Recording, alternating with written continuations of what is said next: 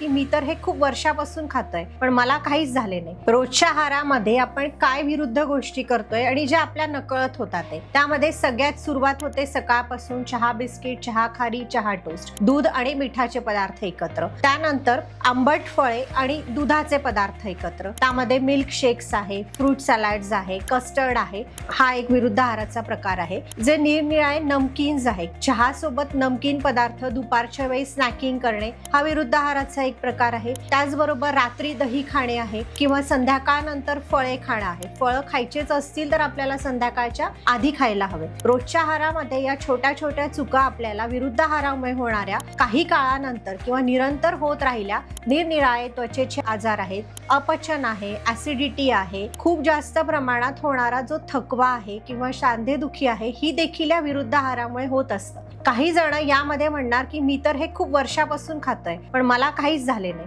कारण विरुद्ध आहार जरी तुम्ही घेत असाल, तुम्ही युवा आहे म्हणजे तुमची इम्युनिटी खूप चांगली आहे, तुम्ही यंग आहात किंवा निरंतर थोड्या थोड्या प्रमाणात घेतल्यामुळे कुठेतरी शरीराला त्याची सवय पण झालेली असेल तरी देखील याचा दुष्परिणाम आपण टाळू शकतो। पण आरोग्य मिळवायचं असेल तर विरुद्ध आहार टाळणे हेच योग्य।